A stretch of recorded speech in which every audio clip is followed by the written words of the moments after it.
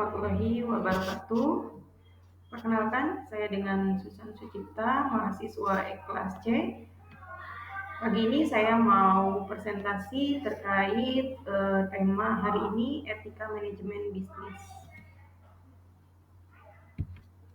Oke, baik, saya mulai saja untuk presentasinya.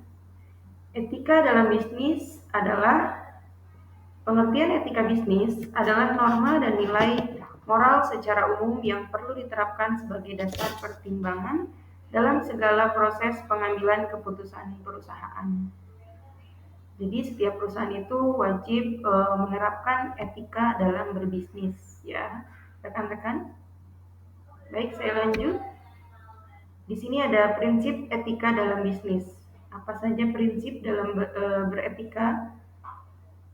Etika dalam bisnis mempunyai prinsip, yaitu 6 prinsip. Yang pertama jujur, yang kedua otonomi, yang ketiga empati, yang keempat simbiosis mutualis, yang kelima adil, yang keenam integritas. Jadi etika dalam berbisnis menurut saya yang pertama itu sudah seharusnya jujur, ya. Jujur di kedua belah pihak.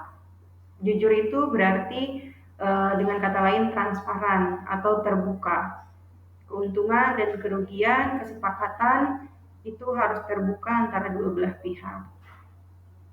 Untuk yang kedua adalah otonomi. Jadi si pihak pertama dan pihak kedua itu wajib menerapkan otonomi, di mana si pihak pertama dan kedua itu wajib memiliki organisasi, dan yang ketiga pihak pertama dan pihak kedua dalam berbisnis itu wajib mempunyai rasa empati, mempunyai prinsip empati, yaitu memikirkan, ya, keuntungan dan kerugian, jangan hanya di pihak sebelah saja. Jadi kedua belah pihak juga harus mengutamakan keuntungan, seperti itu. Yang keempat adalah simbiosis mutualis. Ya, seperti yang kita ketahui, kita itu hidup bersosial, ya. Yang artinya simbiosis mutualis ini kita hidup ketergantungan atau saling menguntungkan. Yang kelima adil. Jadi adil ini pihak pertama dan pihak kedua itu tidak ada yang dirugikan. Yang keenam integritas. Integritas ini mempunyai arti ketika ucapan dan tindakan itu seimbang atau dilakukan dengan kesamaan, seperti itu.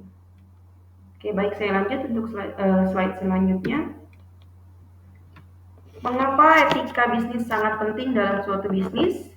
Etika bisnis penting karena menciptakan suasana profesional, saling menghormati dan meningkatkan komunikasi yang membantu kantor berfungsi sebagai tempat yang produksi.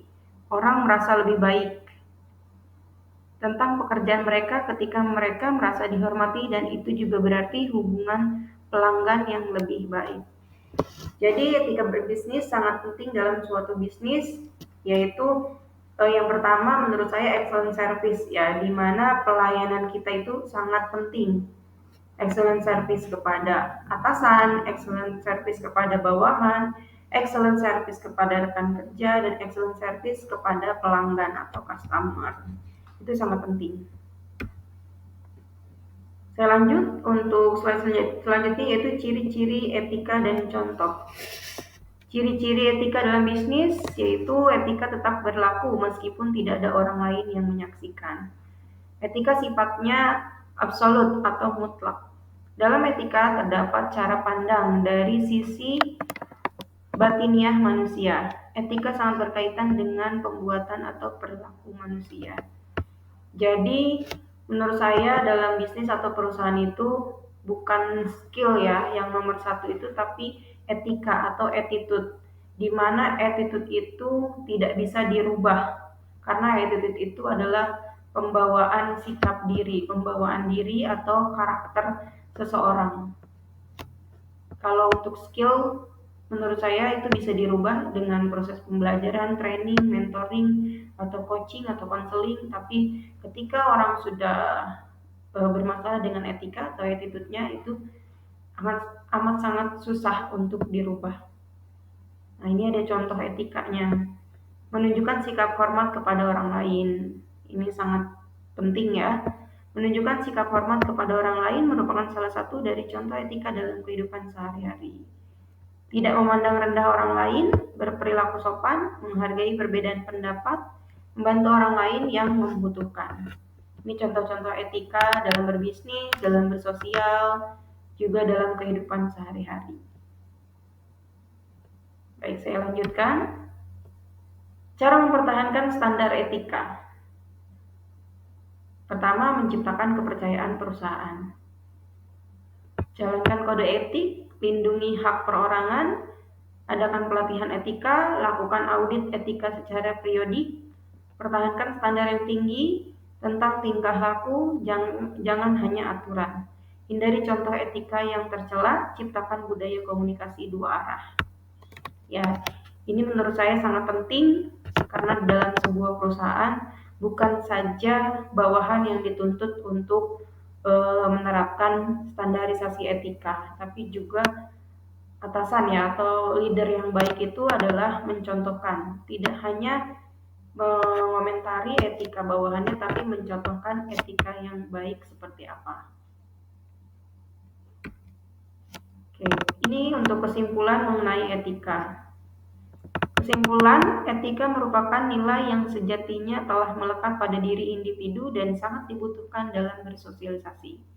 Hal itu karena etika akan menjadi jembatan agar terciptanya suatu kondisi yang diinginkan di dalam kehidupan bermasyarakat. Jadi itu kesimpulan dari saya ya. Apa yang tadi saya sebutkan di awal, etika itu berhubungan dengan pembawaan diri atau karakter. Jadi itu sudah ada sebelum mungkin seseorang itu bergabung dengan perusahaan, etika itu sudah melekat dalam dirinya. Dan untuk sarannya, dengan demikian penyajian etika bisnis tidak melibatkan pengajaran yang benar dan yang salah. Sebaliknya, kita perlu belajar bagaimana menerapkan prinsip mereka yang benar dan yang salah pada suatu bisnis. Itu sedikit saran dari saya, dan sekian presentasi saya terkait etika manajemen bisnis. Sebelum dan sesudahnya, saya ucapkan terima kasih atas waktunya. Dan saya akhiri, wassalamualaikum warahmatullahi wabarakatuh. Thank you.